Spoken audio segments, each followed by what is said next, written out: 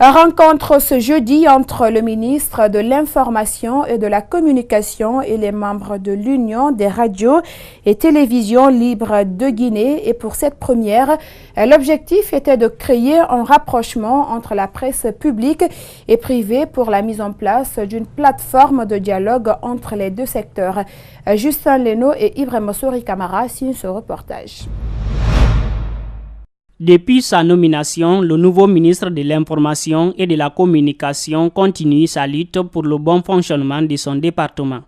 Ce jeudi, Amara Somparé a reçu les responsables de l'Union des radios et télévisions libres de Guinée, une rencontre au cours de laquelle il est revenu sur sa motivation. La rencontre d'aujourd'hui avec l'URTELGUI s'inscrit dans une démarche qui a été initiée dès ma prise de fonction, qui consiste à tenter un rapprochement des médias de service public et des organes de presse privés.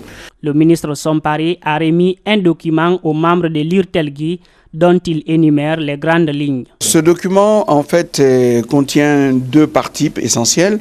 Ce sont les termes de référence qui indiquent les missions principales du cadre de concertation permanent, qui expliquent son fonctionnement. Et nous avons adjoint à cela un projet d'arrêté qui reprend les grandes lignes des termes de référence et qui consacreront de manière formelle la création de ce cadre de concertation. Le président de l'Union des radios et télévisions libres de Guinée s'est félicité de l'initiative du ministre Somparé. Nous avons le document, nous allons l'examiner et j'en suis sûr, tout ce qui est bon pour le rayonnement de notre presse, pour le bien-être du Guinéen, pour le développement de l'audiovisuel, et la presse dans son ensemble dans ce pays, nous allons, l'URTELGUI, l'Union des radios et télévisions libres de Guinée, nous allons nous inscrire dans ce cadre-là. Ce document remis va être examiné dans les jours à venir par les associations de presse avant la mise en application de son contenu. Les États-Unis offrent 3 camions blindés et 2 pièces de rechange aux forces de défense guinéennes. Leur ambassadeur, Denis Hankis, et le ministre de la Défense guinéen se sont rendus à Kindia ce jeudi pour la remise officielle. Une occasion pour les deux personnalités de rappeler le rôle que joue le contingent guinéen pour le maintien de la paix au Mali. Mamadou Sadio Baldé et Ibrahima Souri Souma pour les explications. Le maintien de la paix au Mali est l'une des missions la plus compliquées pour l'ONU, déclare l'ambassadeur des États-Unis en Guinée. La position du contingent guinéen est déterminante, voire risquée, ajoute le diplomate. C'est pourquoi son gouvernement a jugé utile d'offrir ces engins aux forces de défense guinéennes. Le ministre de la Défense souligne l'importance de ces équipements. Les États-Unis d'Amérique, qui sont à l'honneur, offrent à la Guinée 3 blindés que nous réceptionnons aujourd'hui. Ces blindés vont accroître les capacités d'intervention de notre contingent au Mali et par voie de conséquence la performance de notre armée nationale. Il faut rappeler que plus d'une trentaine de blindés et un important lot de matériel avaient déjà été offerts à notre pays pour faciliter sa participation aux opérations de restauration de la paix et de la sécurité en République du Mali au sein de la MINUSMA. Cette logistique coûte plus d'$1 million aux contribuables américains. L'ambassadeur, lui, pense plutôt à son utilité. Alors ces équipements, avec une valeur maintenant de $1,5 million, c'est important, mais c'est plus important la contribution des Guinéens, leur rôle dans le terrain.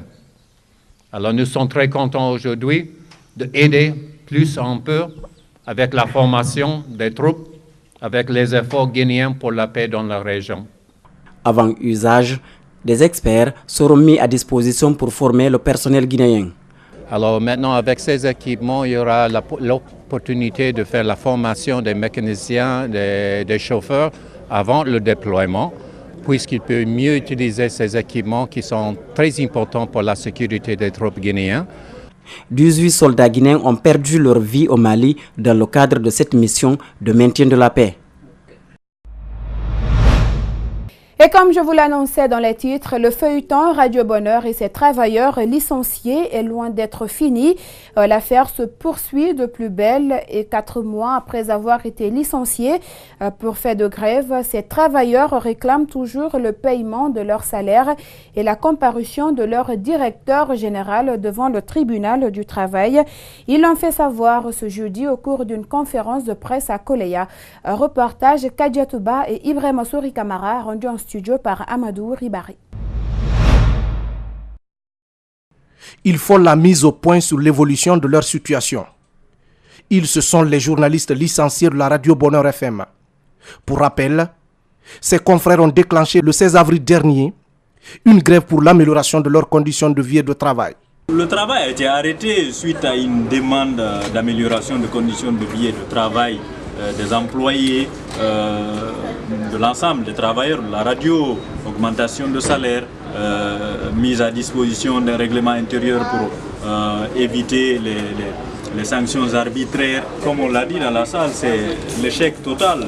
Le directeur général de la radio Bonheur, Oustaz Hafizi Ousso, a défié toutes les autorités, l'URTELGI, la haute autorité de la communication, le syndicat de la presse. Le syndicat de la presse est déterminé à accompagner le collectif des journalistes licenciés de la radio Bonheur FM. Il a fustigé le comportement des responsables de cet organe de presse. Je ne peux pas comprendre qu'un bon musulman, je dis bien un bon musulman, qui a un personnel qui travaille dans son entreprise et surtout des pères de famille. Il n'y a pas que, je me pose la question s'il y a même des célibataires, des pères de famille, je dis bien des pères de famille, 4 mois sans salaire. Et pire que ça, des sages arrivent à faire une médiation, des sages bien écoutés dans la religion. Vous appartenez au sein d'une association qu'on appelle Union des radios et télévisions libres de Guinée. Le premier responsable et les autres membres entament une négociation. Il n'y a aucune suite. L'affaire est pendante à la justice. Pour l'heure, c'est le désespoir qui anime les journalistes de Bonheur FM. Et en cette saison hivernale, les pêcheurs artisanaux rencontrent des difficultés dans l'exercice de leur métier. Un manque de matériel adéquat, conditions météorologiques inappropriées et augmentation du prix du carburant, une situation qui freine leur activité et diminue le revenu. Mamadou Kalisso, Kerno Sadouba ont fait une immersion au port artisanal de Bonfi et suivez. Les filets de pêche conventionnels et les moteurs des pirogues sont tous hors de portée de nombreux pêcheurs, explique Ibrahima Bangoura, qui pratique la pêche depuis plus de 30 ans. L'augmentation du prix du carburant afflige aussi les pêcheurs artisanaux. Puis, ils n'ont même pas d'équipement de survie en cas d'accident. Nous n'avons pas les gilets de sauvetage, voilà, nous n'avons pas cela. Et en plus que ça, nous n'avons pas encore les pirogues d'intervention. Parce que parfois, quand on part en mer, certains pirogues peuvent s'écraser. Et si nous n'avons pas des pirogues qui viennent rapidement au secours, ça c'est fini pour nous. Autre difficulté évoquée par ces pêcheurs, ce sont les conditions météorologiques, souvent défavorables en cette période de pluie. Il y a aussi ces ordures qui inondent les différents débarcadères. Ces déchets se trouveraient également en haute mer. Ils freineraient leurs activités. Si on avait ce qu'on appelle le GPS, comme ça on pourrait localiser maintenant la partie voilà, qui regorge maintenant ces ordures et peut-être les éviter et aller ailleurs, d'autre côté maintenant pour essayer de voir là-bas aussi. Mais on n'a pas maintenant ce qu'on appelle le GPS. Comment pourrons-nous nous localiser maintenant exactement là où se trouvent des ordures et là où on n'en a pas? Ça, ce serait impossible. Une fois pêchés, ces poissons passent entre d'autres mains avant de se retrouver sur le marché. Ces femmes se plaignent du manque de hangars et l'absence de lieux de stockage des poissons. Nous sommes mareyeuses, mais actuellement nous n'avons pas de lieu de stockage. Nous stockons dans les vieux congélateurs. On achète de la glace pour mettre dedans. Notre marchandise passe la nuit dehors. Nous payons chaque mois 50 000 francs guinéens aux jeunes pour les surveiller. Nous sollicitons de l'aide. Les journées internationales de la pêche artisanale pourraient permettre de remédier à ces problèmes. Mais la Guinée a perdu l'opportunité de les organiser l'an dernier. Cette année aussi, elle risque de perdre cette organisation à cause des querelles intestines.